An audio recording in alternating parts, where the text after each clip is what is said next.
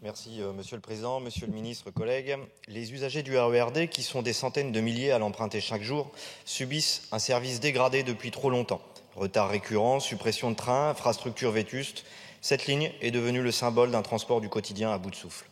Et pourtant, nous avons pu constater durant les Jeux Olympiques de Paris 2024 qu'avec des moyens humains et financiers adaptés, il était possible d'améliorer grandement la qualité du service.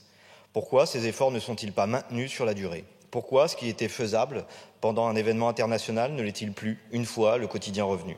Les investissements sont indispensables. Modernisation des infrastructures, mise en service des nouvelles rames RER-NG qui accusent déjà un retard important, construction de nouvelles installations comme le saut-de-pouton de Paris-Bercy pour fluidifier la circulation, mais aussi le doublement du tunnel entre Paris-Gare de Lyon et Gare du Nord qui est un point noir absolu et dont le système Nexteo ne réglera rien puisqu'il n'y aura toujours qu'une seule voie pour 2 trains. La question du dimensionnement des sous-stations et du renouvellement des caténaires se pose également, car les nouvelles rames seront bien plus gourmandes en énergie. Mais au-delà des infrastructures, c'est aussi la gestion des ressources humaines qui est en cause. Les cheminots alertent sur la baisse continue des effectifs, les conditions de travail qui se dégradent, la perte de savoir-faire liée au turnover. Moins d'agences et moins de réactivité en cas d'incident et un service public qui s'effondre. C'est aussi l'impossibilité d'avoir des renseignements en temps réel et la possibilité d'acheter un billet en physique. C'est aussi un sentiment d'insécurité quasi quotidien dans ces transports. Les récents incidents, rupture de caténaires, accidents de personnes, présence de voyageurs sur les voies et pas plus tard que ce matin, problème de signalisation, ont encore démontré les failles du système. Des décisions ont été prises, comme les séparations des branches Melun et Corbeil, qui devaient limiter l'impact des perturbations. Dans les faits, cela ne fonctionne pas et quand des incidents surviennent, aucune solution alternative n'est mise en place pour les usagers qui se retrouvent abandonnés sur les quais, parfois des heures durant, sans bus de substitution.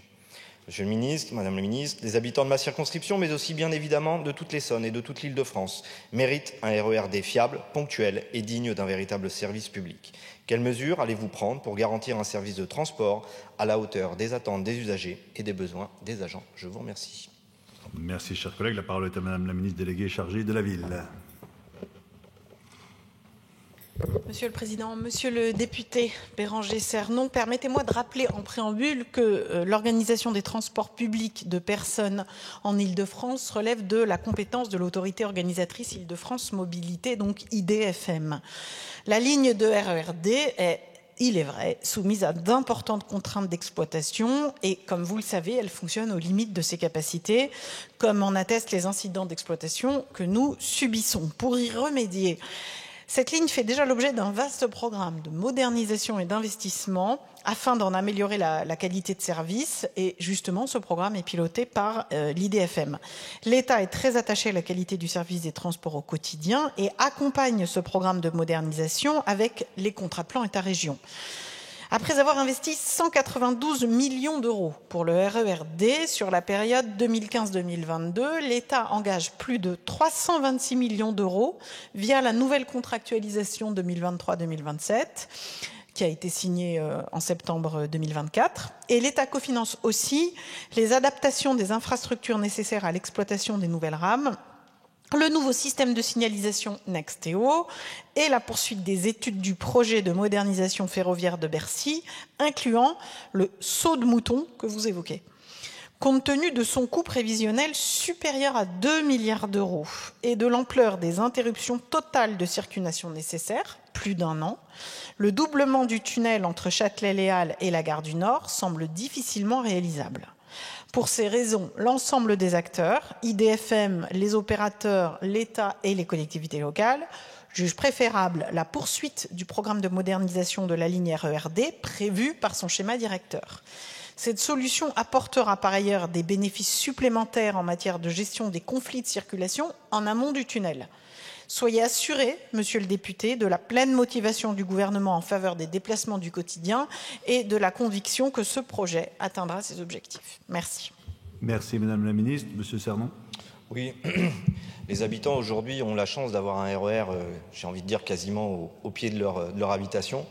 Et le fait que le RERD soit devenu finalement un obstacle, même pour les employeurs, qui bien souvent sont réfractaires finalement à embaucher des personnes qui habitent sur ces lignes-là parce que des retards connus, parce que des heures et des heures sans pouvoir se rendre au travail, ou même pire, aller chercher son enfant à la sortie de son école, c'est devenu un obstacle, devrait être vraiment un vrai bénéfice. Et aujourd'hui, c'est plutôt perçu comme un obstacle, comme une contrainte. Et donc oui, il y a besoin d'avoir des investissements. Vous l'avez dit, IDFM aujourd'hui est autorité organisatrice, mais l'État a aussi un rôle primordial. Le saute-mouton, par exemple, de Bercy, on en parle depuis 2007. Depuis 2007, il n'y a absolument rien. Ça a été budgété. Pourtant, la FIT avait prévu de le faire. Rien n'est fait pour le moment. Donc oui, forcément, les citoyennes et les citoyens de ma circonscription attendent des investissements et surtout que tout ça ait un réel effet, parce qu'aujourd'hui, la réalité, c'est que les chiffres concernant la ponctualité sont en baisse.